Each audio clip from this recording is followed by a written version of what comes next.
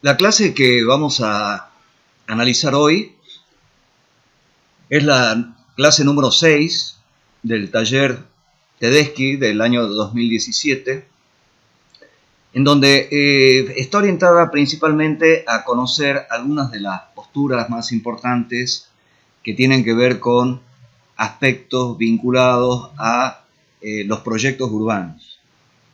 Como ustedes saben, la arquitectura ha tenido un largo derrotero, podríamos decir, en muchos siglos, en la relación entre edificios y espacios de la ciudad. Es decir, que la arquitectura, evidentemente, no la podemos separar del urbanismo. Yo creo que arquitectura y urbanismo es un par indisoluble.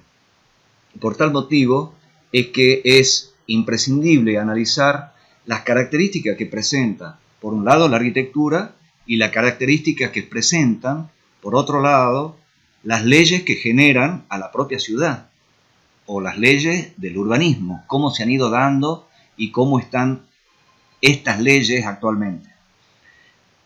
Entre las ideas que tenemos para trabajar o las posturas que vamos a trabajar, hay una que particularmente nos interesa y es la que desarrolla este filósofo que es Alain de Botton, un filósofo joven, nacido en Zúrich, en Suiza, y que vive en Inglaterra actualmente, y se plantea lo que el común de la gente realiza en muchos momentos de su vida, que es el de conocer lugares, el de viajar. Y los lugares que elige, se los elige por una razón. Conocer ciudades implica conocer la historia de esas ciudades, como uno puede ir a Córdoba, a Buenos Aires, Rosario, o algunas ciudades de Brasil o de otros países de Latinoamérica o también de Europa, y uno elige esas ciudades. ¿Por qué razón? Eso es lo que fundamentalmente se pregunta Alain de Botton.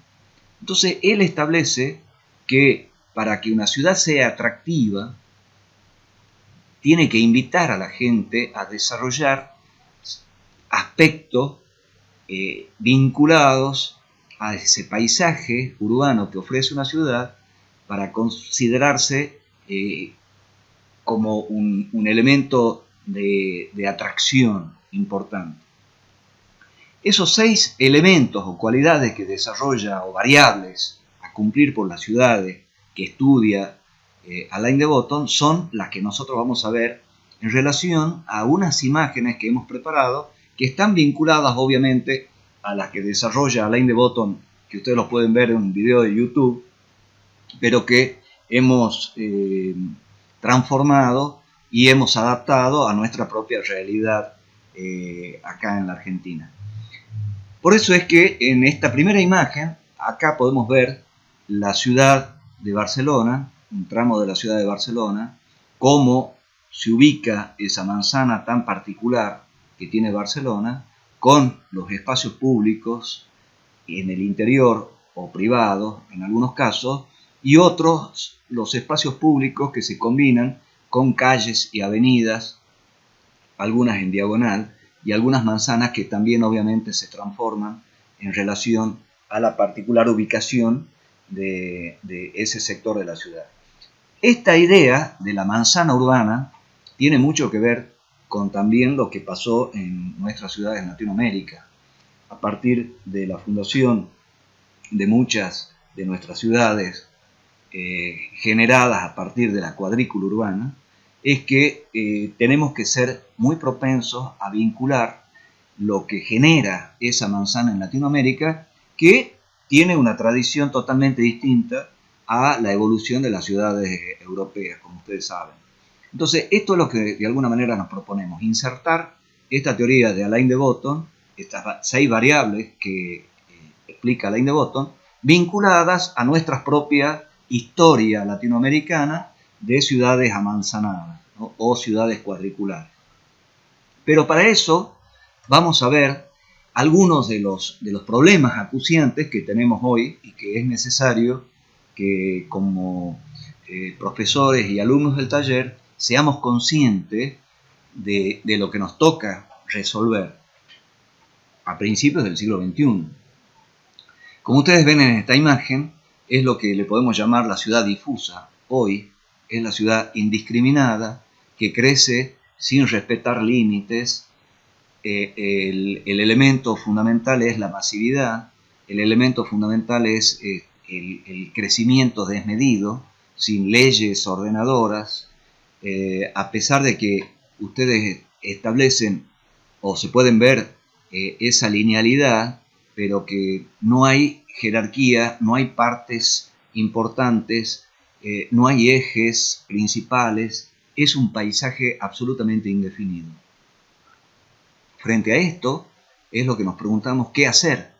Para eso es la tarea nuestra, o sería la tarea nuestra, empezar a pensar que nuestros proyectos arquitectónicos dentro de la línea en que estamos trabajando del sector urbano de expansión de Yerbabuena tiene que tener estos elementos fundamentales. Pero para eso vamos a recorrer con muy pocas imágenes algunos de los antecedentes y los puntos característicos que ha tenido la evolución del urbanismo. No nos vamos a remontar a muchos años, pero sí con 2 o 3 imágenes sería interesante rescatar algunas de las ideas principales, ¿no? Como ustedes saben, a partir del siglo XIX se comienza a cambiar la historia del urbanismo y de la ciudad a partir del conocimiento y de la gran revolución tecnológica que se planteaba ya en los siglos anteriores, a partir de la máquina de vapor, y todas esas modificaciones van a repercutir dentro de la arquitectura a través de la revolución industrial. La aparición del ferrocarril, la aparición y el desarrollo de nuevas tecnologías y nuevos materiales establece un cambio radical dentro de lo que era la ciudad medieval europea. Como respuesta a ese crecimiento, a esa industrialización de la ciudad, aparecen muchos postulados y muchas teorías, pero básicamente nos vamos a referir a la ciudad jardín de Howard, la ciudad de jardines inglesa, en donde particularmente se crea un núcleo urbano alejado de los cascos medievales o los cascos céntricos de las ciudades, en donde el interés era recuperar lo que era la campiña inglesa o introducir esa idea de verde desarrollado dentro de pequeños centros urbanos vinculados entre sí. Esa es básicamente la idea de Howard en la ciudad de Jardín, pero que también van a tener otras, a comienzos del siglo XX o finales del siglo XIX, aparecen también muchas posturas que tienen que ver con el desarrollo del objeto arquitectónico como un elemento con una visión que Camilo Cid, el desarrollador de esta teoría, le llama una visión artística, es decir, la arquitectura como obra de arte colectivo. Entonces él, a través de estos esquemas y dibujos, empieza a establecer cómo era posible la introducción o el mantenimiento de la escala, de la proporción de ciertos espacios abiertos frente a un edificio público o una iglesia o un monumento ubicado dentro de esa parte de la ciudad. Pero Camilo Cid se enfoca básicamente a la ciudad antigua, a la ciudad medieval. ¿Qué hacer frente al nuevo desarrollo tecnológico de la aparición del automóvil, por ejemplo, ¿no? Entonces es ahí en donde ya el urbanismo contemporáneo da una vuelta de página a la teoría de Camilo Cid y aparecen los arquitectos del movimiento moderno con esa visión fundamental, básica, de la ciudad Siam, en donde se dividen las 4 funciones básicas que ustedes conocen: habitar, circular, trabajar y recrearse, a partir de las posibles vías y circulaciones que se van planteando, y obviamente la visión de un plan, es decir, la visión de que la ciudad necesita de un plan de modificación imperioso para poder introducir estas nuevas actividades y para poder organizarlas sistemáticamente. Entonces el plan Voisin, que fue el plan que ideó Le Corbusier fundamentalmente para París, en donde propone la destrucción básicamente de la ciudad medieval y la aparición de estos edificios, rascacielos y grandes avenidas, va a encontrar un nuevo paradigma. Obviamente esto no triunfó en relación a visiones utópicas de la ciudad, pero esa visión del CIAN se las pudo materializar en la nueva planificación de ciudades como en la India, en Chandigarh, o la misma Brasilia en Brasil. Entonces, estos primeros antecedentes son los que nos tienen que mostrar estas características fundamentales en la relación de las ideas vinculadas al urbanismo, ¿no? Pero también es importante señalar que en el siglo XX dos grandes arquitectos tienen visiones también complementarias. Uno de ellos es Gordon Cullen con el paisaje urbano y el otro es Kevin Lynch con la imagen de la ciudad. ¿Qué es lo que dicen uno y otro? Bueno, Gordon Cullen se enfoca a esa visión de alguna manera vinculada también a lo de Camilo Sitte, en donde era necesario establecer una visión seriada en la lectura del paisaje urbano. Y esa visión seriada es lo que nos lleva a introducir un posible recorrido diverso y perceptivo, es decir, que aparece una visión no solamente de la ciudad planificada en sus partes generales, sino también que era necesario una ciudad a medida del hombre que la camina. Entonces, con sus croquis y con sus ilustraciones, nos hacía ver que era posible tener esa relación de visión seriada, de atractores, de formas en el paisaje, de recorridos, ¿no? De arcos, de portales. Y por otra parte, Kevin Lynch lo que propone es una idea de que la ciudad se la puede leer como se puede leer un libro. Él lo que plantea fundamentalmente es crear cinco elementos conceptuales, perceptivos, morfológicos, en donde dice que se dan estos elementos en todas las ciudades. ¿Cuáles son esos elementos? Bueno, lo que desarrolla Kevin Lynch son las vías de circulación, que son los caminos, los senderos, los nodos, que son los espacios de articulaciones entre vías de circulación, los hitos, que son elementos que constituyen una referencia dentro de las ciudades, los bordes, que también constituyen elementos de costura entre un sector y el otro de la ciudad, y los barrios de distritos, que también por sus propias características de tejido, son elementos conformantes de una determinada homogeneidad. Entonces, estos dos elementos, estas dos posturas teóricas son importantes analizarlas en relación también a lo que plantea Alain de Botton, ¿no? Además de esto, estas palabras que ustedes tienen acá, por ejemplo, límites, espacios y gradaciones, articulaciones, quiebres, fracturas y remates, bordes y transiciones, son elementos que nos pueden ayudar a definir también, a partir de imágenes, realizar también nuestro propio ejercicio en nuestros recorridos habituales y empezar a aprender o empezar a descubrir qué es lo que nos dice la ciudad, ¿no? En relación a estas palabras. Vamos a ver algunos de los ejemplos que cita Alain de Botton y en un recorrido rápido de estos ejemplos vamos a tratar de descubrir qué conceptos están por detrás de estas imágenes. Como ustedes ven en estas dos imágenes, por un lado tenemos una visión de un barrio en situación de necesidades básicas insatisfechas, un barrio suburbano de nuestro país, y en el otro es el conocido el barrio Le Marais en París, en donde aparece esta famosa plaza que es del año 1600 del arquitecto Louis Metesot, en la época de Luis XVI, que es la conocida Plaza des Vosges.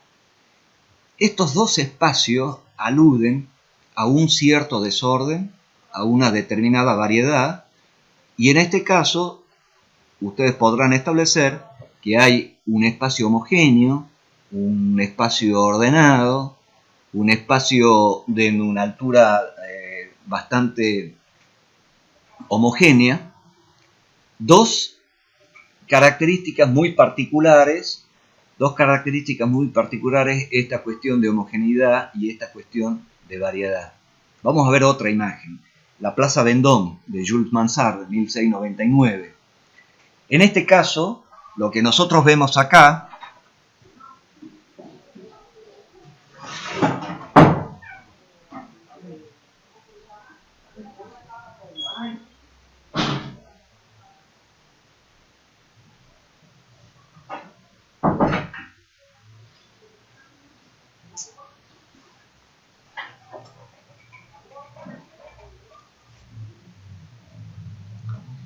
en este espacio de Plaza Vendôme de Jules Mansart de 1699 es uno de los grandes espacios públicos de la ciudad de París. ¿Y qué es lo que apreciamos? Apreciamos ese gran espacio enmarcado por una serie de edificios que tienen homogeneidad, que tienen la misma altura, que hay un orden determinado, muy significativo. En el centro encontramos un objeto peculiar, ese famoso hito que lo regula, que está en el eje de composición además. O en esta otra imagen, el Boulevard Saint-Michel de París, en donde aparece esa idea de insertarse dentro de una serie particular de edificios circundantes, en donde con un lenguaje contemporáneo aparece la inserción de una esquina particular. Es decir, que hay un orden riguroso de los edificios laterales, pero también la obra de arquitectura se inserta de una manera particular. Nuestra Avenida de Mayo, en Buenos Aires, de 1894, en Roca y Torcuato de Alvear, tiene esa particular conformación de lo que heredamos de esa visión urbanística del siglo XIX de París, en donde también aparece esa idea de ordenamiento, de alturas, de cubiertas, de molduras, que son muy particulares de este urbanismo. O como Diagonal Norte y Roque se empeñan con esa visión fantástica. Hacia el final observamos el obelisco y si ustedes se fijan, la rigurosidad de las alturas, cómo se tratan las esquinas, los remates, es una arquitectura evidentemente que opera dentro de un ordenamiento establecido. O la Plaza Mayor de Polonia. ¿Qué es lo que encontramos en esta visión? Bueno, encontramos ese ordenamiento riguroso, pero que además tiene componentes particulares con su propia identidad. Esos elementos son lo que le dan esa magia particular a esta plaza. Entonces, ¿qué es lo que estamos observando dentro de estos espacios? Como esta también, la Rua São Victor en Braga, en Portugal. Una ciudad que la caminé por suerte diariamente a la Rua San Víctor, y aparecían estas ideas de esa arquitectura que iba creciendo en forma de objetos que se iban apilando arriba de los edificios que eran de otra época, pero que ese crecimiento no afectaba la elegancia de todo el conjunto, las diferentes alturas, las diferentes cubiertas, los diferentes materiales, evidentemente le dan un valor interesante. O nuestra ciudad, San Miguel de Tucumán, que tiene en la fachada que da hacia la Plaza Independencia, sobre calle San Martín, una serie de edificios que son tratados con esa escalera maravillosa, como decía Eduardo Sacriste, cada uno con su propia identidad, pero que juntos, en su conjunto, eran bastante ordenados y respetuosos uno del otro. Entonces, ¿cuáles serían las variables que nosotros hemos mencionado en estas imágenes. Y esas variables, si ustedes se fijan, o la podemos llegar a un consenso, es variedad y orden. Quiere decir que la visión que establece Alain de Botton dice que la primera condición de estas 6 variables es que las ciudades tienen que tener variedad y a la vez tienen que tener orden. No uno sin el otro. Los espacios que tienen demasiada variedad no consiguen penetrar y brindar un mensaje adecuado. Y los espacios que tienen solo orden y no variedad, ocurre esa sensación también de aburrimiento, de pesadez, de un orden demasiado estricto. Entonces, el primer punto, variedad y orden. Vamos a ver el segundo punto, pero vamos a tratar de intuirlo a través de las imágenes que vamos mostrando. En este caso, por ejemplo, es una calle peatonal del centro histórico de Querétaro, en México, en donde ustedes pueden ver que todos los elementos de venta están en la calle y son móviles, son todos iguales, similares, la gente camina sin ningún problema. O en este caso, en donde hay un grupo de artistas que también exponen, hay un equilibrio, hay una sensación del caminar de manera placentera, la gente se reúne, un elemento fundamental de las ciudades es que la gente tenga lugares de reunión. Este caso es una calle peatonal de Toluca, en donde de pronto uno se encuentra con un baile previsto o imprevisto, organizado por el municipio de la ciudad para que la gente disponga del danzón, que es un baile que se usa mucho en México y en Cuba, ¿no? O en este caso, la magia que tiene una ciudad y sus calles, esta es la calle Rebsamen en el Distrito Federal de México, que tienen valores particulares por el ancho de la calle, por la platabanda en el medio, por las palmeras, por la calidad que le da esa masa de árboles floridos y de sombra, y que también esas calles disponen de elementos para que la gente pueda comprar sus cosas, y esos elementos están ubicados de una manera espontánea, que tienen una cierta misión de vender productos y de encontrarse con vecinos y demás, ¿no? Un puesto ambulante. O esta calle de Águeda en Portugal, en donde tiene esa magia de obtener un elemento que como puede ser un paraguas, pero que en el conjunto otorgan esa especie de espacio público sombreado. O esta, que es una calle también peatonal en el centro de París, en donde aparece esa idea de caminar, de observar, de ver lo que está a la venta. Entonces, o esta, nuestra calle de Congreso, que también ofrece cierto particular encanto, aunque está bastante desierta de árboles y de elementos vegetales, que son los que nosotros necesitaríamos en Tucumán. O la confluencia de algunas calles con la otra, en donde aparecen estos elementos de reunión, los bares y restaurantes que logran que la gente se pueda reunir, sentar, observar y mirar, ¿no? O nuestro caminito en el barrio de La Boca, en Buenos Aires, un lugar típico de Buenos Aires. Aparentemente siempre necesitamos recorrer espacios de este tipo, en donde también lo podemos vivir, no solamente caminando, sino también sentados, ¿no? ¿Cuáles serían esa segunda variable a la que menciona Alain de Botton? Él le llama la condición de un espacio vivible. Los espacios de la ciudad los tenemos que concebir para ser vividos por la gente, no solamente en una situación funcional determinada, sino que esos espacios tienen que ser vividos de una manera adecuada. Caminar, sentarse, desplazarse, observar, mirar, aprender a disfrutar ese paisaje que tenemos enfrente. La segunda cualidad que presenta Alain de Botton. Vamos a ver la tercera cualidad. Esta tercera cualidad tiene una imagen en donde aparece ese dramatismo de la búsqueda de un lugar en donde uno pueda desarrollar una calidad de vida determinada, que es huir de tu país de origen y llegar a Europa, y es lo que permanentemente vemos en muchos refugiados y en mucha gente que huye de África. Pero fíjense, el dramatismo de esta imagen tiene que ver con la densidad de gente que está dentro de ese lanchón o de esa embarcación, y que evidentemente provoca una serie de sensaciones que tienen que ver también con el tercer punto que menciona De Botton.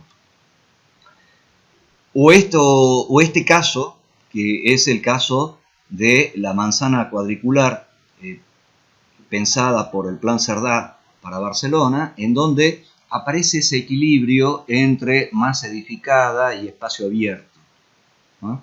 En donde se ven los espacios públicos, están las avenidas, los grandes ejes, los bulevares, las avenidas en diagonal, articulados con una especie de equilibrio, diríamos, entre lo que se edifica y lo que se deja libre.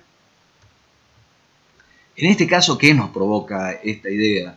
Bueno, nos provoca un grado elevado de una densidad importante, y además también el tipo de construcción. Fíjense hasta dónde está construido este morro natural, y sin embargo también está invadido.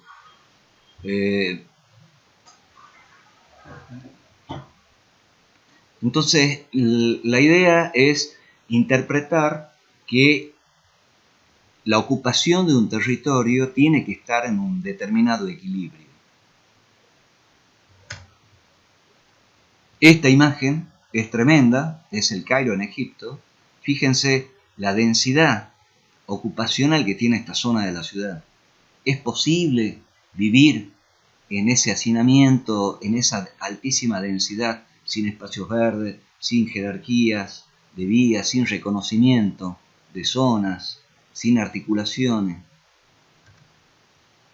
Sin embargo, el movimiento moderno fue desarrollando a lo largo del siglo XX ideas interesantísimas en relación a este equilibrio. Este proyecto es de 1950, de la Ciudad de México, en la Ciudad de México, proyectado por Mario Pani. Es el multifamiliar alemán que está hoy en pleno centro de la Ciudad de México. Fíjense en esta imagen cómo estaba en ese momento, con algunos lotes vacíos, y era prácticamente una ciudad casi rural. Hoy ese centro multifamiliar tiene una escala perfectamente asimilable a lo que es una ciudad importante como la Ciudad de México, y todo su alrededor está ya plenamente construido. Entonces, esta es de alguna manera esa visión de lo que uno puede plantear como edificios y su vida útil, edificios a futuro o ideas urbanas a futuro. ¿Qué es lo que uno puede plantear en este momento? Puerto Madero en Buenos Aires, que también tiene un importante desarrollo en los últimos años, esta idea y este equilibrio de un gran sector urbano costero a los diques, y que ofrece también un paisaje muy particular, articulando torres y bloques, que le da un perfil muy particular a la ciudad de Buenos Aires.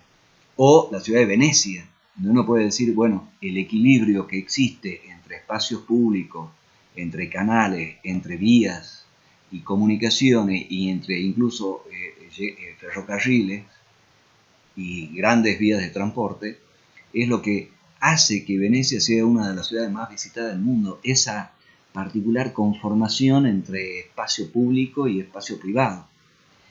Entonces, ¿qué es lo que hemos estado viendo? Lo que hemos estado viendo básicamente tiene que ver con el componente que Alain de Botton le llama la compacidad, es decir, la densidad. ¿Hasta dónde es posible mantener esos elementos de ocupación del espacio? Imagínense en el aula que estamos nosotros, en vez de estar 50 alumnos, pasarían a estar 1000 alumnos. ¿Qué es lo que pasaría? ¿Qué sensaciones tendríamos? Entonces, esta idea de densidades, de articulaciones, de volúmenes y espacios libres, tiene que tener determinados rangos normales o rangos establecidos para que tenga cierta validez y sea aceptada por nuestra sociedad. La compacidad. Veamos el cuarto. Fíjense, esta es una calle pública, peatonal, escalonada, en Valle de Bravo, un pueblito muy cercano a la Ciudad de México, en donde la gente para llegar a sus casas también la tiene que atravesar, tiene que subir, y no sabemos qué hay al final. O como en Guanajuato, en México, que se fueron abriendo las viejas vías de desagüe que tenía la ciudad, y algunos quedaron al aire libre y las casas están construidas sobre ese borde, que eran esos grandes túneles y canales que fueron aprovechados como vía de circulación para poder llegar a determinadas zonas de la ciudad. Pero tenemos curvas, tenemos elementos, pozos de luz que van anunciando determinadas cosas, y tenemos una intriga por saber qué es lo que hay más allá. O esto mismo, que es esa gran escalinata en donde la parte superior, la parte de arriba, evidentemente nos llama, nos intriga saber qué hay más allá de esa parte. O esa imagen de misterio que ofrecen las ciudades en un determinado momento, en una hora del día, en donde el río, el puente, los paramentos laterales de ese río le otorgan las cúpulas de la iglesia. Evidentemente son provocaciones de un gran valor formal relacionado a esa idea de fuerte componente de una imagen urbana. O el barrio gótico de Barcelona, un espacio maravilloso para caminar, para recorrer, en donde ese juego de luces y de sombra va denotando una particular sensación al caminar.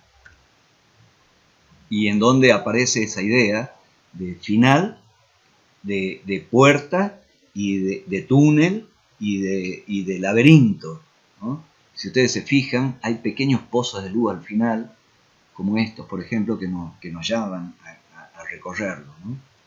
Entonces, esa idea que plantea Alain de Botton es lo que él le llama orientación y misterio. Es decir, las ciudades tienen que ayudar a orientarnos, pero no es solamente la orientación el único factor.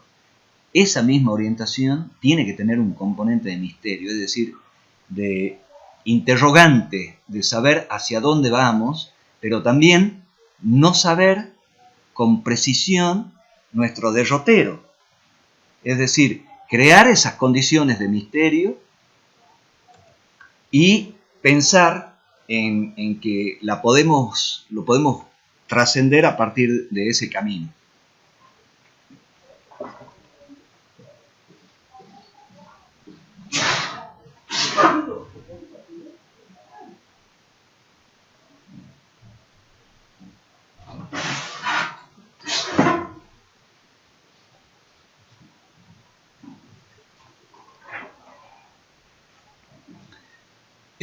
El quinto punto tiene que ver, esta es una imagen de Pedralba de Valencia, en donde aparece también esa idea de espacio público, de espacios protegidos, de un componente de paisaje urbano, de una escala adecuada, en donde uno tiene esa sensación de estar en un espacio agradable por el tamaño que tiene ese espacio.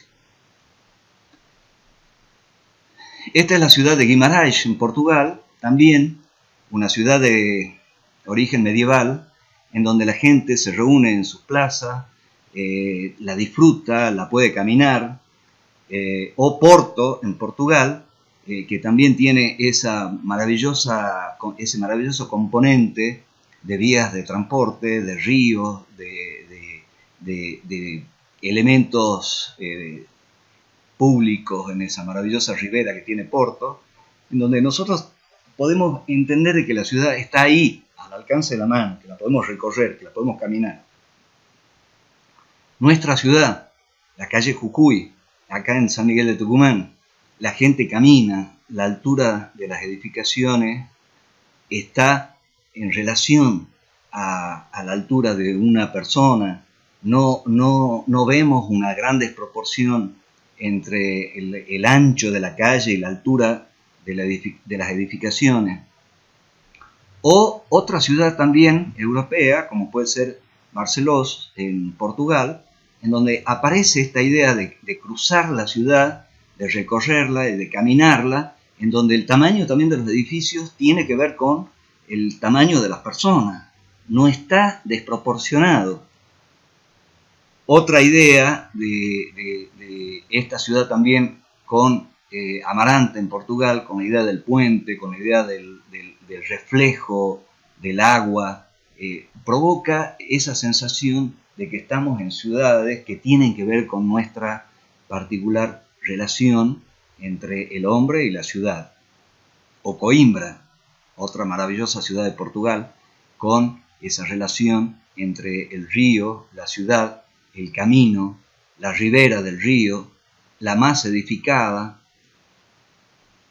una proporción netamente vinculada y adecuada. Eso es lo que Alain de Botton denomina las ciudades a escala humana. Es decir, las ciudades que se hicieron con ese componente de ciudades que van evolucionando como fueron las ciudades europeas, uno puede encontrar que ese recorrido es armonioso, que ese recorrido está a nuestra escala.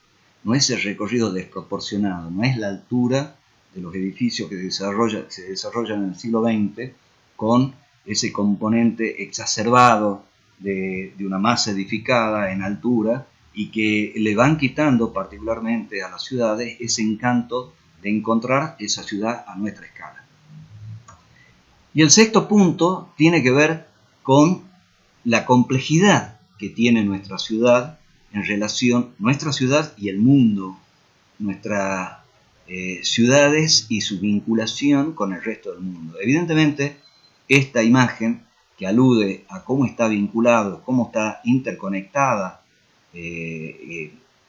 las principales ciudades del mundo a través de los recorridos aéreos, de los vuelos, de las compañías aéreas en el mundo, evidentemente que esto va denotando una lectura muy particular para saber cómo se dan estos vuelos. Y esta imagen nos va a decir mucho, ¿no? Es decir, que las ciudades tienen que tener un componente local, pero además participan de esta globalidad, que son las grandes vías de comunicación, internet, las vías aéreas, los caminos y demás, ¿no? En ese sentido, las ciudades tienen también un componente particular, es decir, ¿quién puede negar que esto sea Buenos Aires? La presencia del obelisco le da un perfil particular. Sabemos todos que es Buenos Aires, como sabemos todos que la identidad también de Tucumán está ligada al Parque 9 de Julio, la ciudad jardín.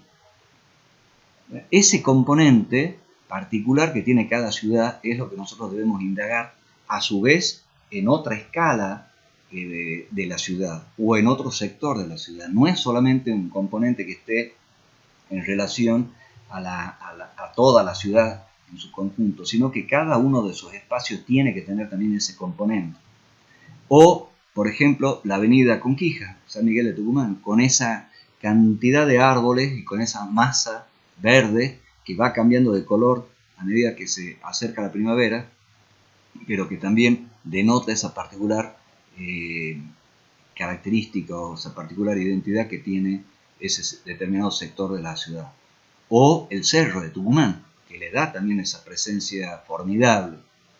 Una presencia que no podemos ignorar, es parte también de nuestra identidad, como también es parte de la identidad estos grandes y pequeños espacios que son los portales que tenían en nuestra ciudad, en algunas de las casas viejas que todavía existen y que no están valorados desde el punto de vista espacial como elementos característicos de nuestra identidad y que ni siquiera incluso se repiten en la arquitectura contemporánea. En este caso, San Gimignano, un maravilloso pueblito de Italia, esa aparición de las grandes torres, que eran el poderío que tenían ciertas familias y que esta ciudad tiene o tenía una gran cantidad de torres que hoy quedan muy pocas, pero que le siguen dando esa característica particular. Y también con la lectura y la imagen de esa textura que es el ladrillo, que es ese color de todas las construcciones del mismo tipo, ¿no? De la misma textura, de la misma calidad de material. En este caso el material es lo que le da esa característica de homogeneidad. O la avenida costanera en Río de Janeiro, ¿qué ofrece? Es el suelo el que aparece como un elemento que va articulando esa idea de unidad de todos los edificios que aparecen a la ribera, pero que el diseño particular de esta costanera es como que le da esa característica particular de identidad. O el Malecón de La Habana, como otro de los maravillosos espacios frente al mar. O la avenida del Suquía en Córdoba, una avenida maravillosa en recorrerla, con estos murallones y con la trama que a veces va quedando, con sectores también en esquina de las manzanas, van apareciendo edificios como este del Todo Día que le dan una particular vinculación. Es la misma calle del Suquía, desde otro ángulo. Quiere decir que lo que tenemos como el último punto que desarrolla Alain de Botton es que las ciudades tienen que tener una especial característica que las identifique, que es lo que le llama es el carácter local. El carácter local es aquel elemento que logra emerger como un elemento diferente y que la hace única esa ciudad. ¿Cuál sería, en nuestro caso, ese carácter local? Entonces, para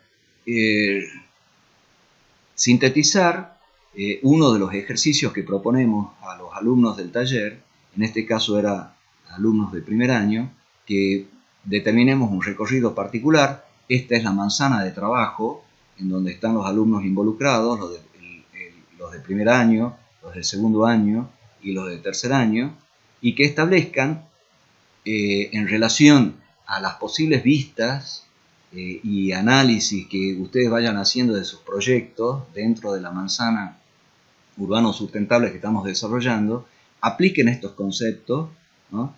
Los que hemos visto, variedad, orden, vida activa, compacidad, orientación y misterio, o carácter local, y traten de aplicarlos o traten de preguntarse de qué manera esos elementos se están aplicando en los proyectos que se están haciendo. O otro de los ejercicios posibles es establecer una parte de la ciudad a los chicos de primer año y podemos hacer una caminata por esos espacios determinados y empezar a anotar estas características dentro de nuestra propia ciudad.